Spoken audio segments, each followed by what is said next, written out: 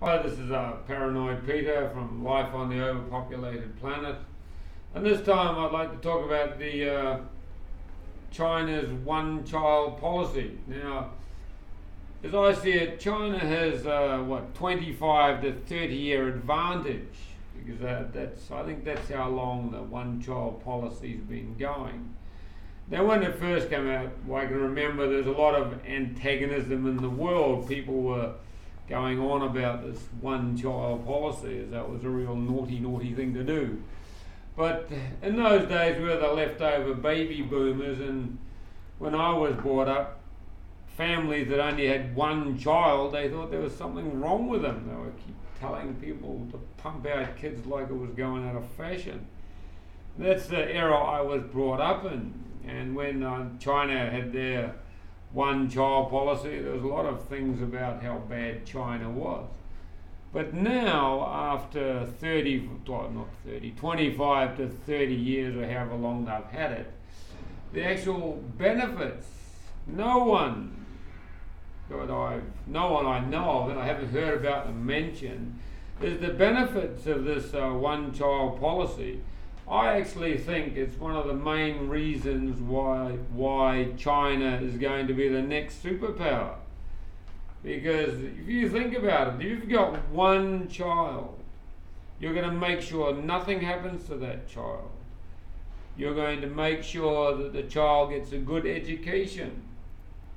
You're going to make sure the child is healthy. Well, that's a bit of a problem. But the rest is the child is number one, and you're going to make sure nothing happens to that child. Whereas in the West, we've had kids that just buy products, basically. But here they mature their children, nurture their children. That's why they've got a very good education system. That's why they got, millions of geologists. Their universities are pumping out degrees, bachelor degrees and master degree students all the time. And I think that's now because the start of the one-child generation is now working. And they're making the megadollars in China. Well, megadollars on the Chinese scale. But one thing they never talk about, the actually advantages of this one-child policy. If you go to China, you'll find the cities are reasonably safe. There are no street gangs, no vandalism, or very little vandalism. I was there for the trade fair and I did see a few scribbles on the wall, but these were scribbles in English. That was some English kids doing it. But there was very little vandalism. If there is vandalism, it's for profits. Like they take the steel covers off the drain pipes. They used to when the price of steel was so high. I've seen them, I haven't seen them do it, I've seen the product, they've actually taken the glass off the bus shelters. That was at one stage. But now, because the economy's collapsed, there's no money in steel, so the covers are still there. But these things, you don't have these things in China. Drugs is another big thing. It's pretty, in school, or with young people, there's no drugs in school. The government's cracked down on that. You see the big man, or they make hand-painted walls of what happens to the people that they get caught taking drugs, or what happens to you if you end up with drugs. So these things are costing China less. In the West, where we live, there's a lot of problems. The cost of maintaining the social security systems, the social welfare systems, the police force, the anti-drug force. These costs for the cities are very high. As in China, they don't have them. The police force doesn't worry about drugs because no one takes them.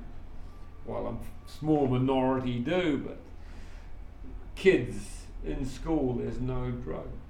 The other thing is because of the one-child policy, there's no unwanted pregnancies.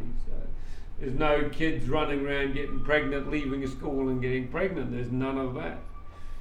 And here they've got this sort of mentality where you must have your kids when you get married. So whether they be playing around before they get married is different, but they don't have kids out of marriage. And since they're only allowed one, they look after it. They don't let anything happen to that kid. But now you can see the problems, different problems like fat kids. You get some incredibly fat kids there, but not like in the West. You might get one in probably 100 or something, but in the West it's higher than that. Even I'm a slim sort of dude compared to Westerners. But here, that's one problem, is the food. They're starting to get the Western diets. They're starting to get problems with Western diseases like diabetes and that sort of stuff. But the fat kids, there are fat kids here, but they're not as many as the West. But that's because if the kid wants something to eat, he gets something to eat because he's number one. The other thing that is China's bringing in some sort of medicine or medical care system for all. And it's based on a very, I don't know the full details of it, but I think it's based on something that's a very low class sort of system, but it's enough to keep people happy. And I somehow think now with the one child policy, these kids being through university, have good jobs, and they are the next generation. While the Western world is wallowing in its financial depression, these kids here are still making lots and lots of money. Anyway, that's my view on the China one-child policy. And I think if people looked at the benefits, even governments looked at the benefits, they might decide to just have voluntary. I know in the West it's nearly impossible to bring in what they did here. It would be impossible to bring in a one-child policy, but they could advertise voluntary one-child families as being the ideal for the future, because our planet is just too overpopulated. And the less people we bring out now, we might survive. But the way we're heading, China will probably be the last country standing, because even though they got their problems there. Anyway, that's it for today. All the best. And this is Peter, Paranoid Peter from Life on the Overpopulated Planet, saying goodbye and thank you.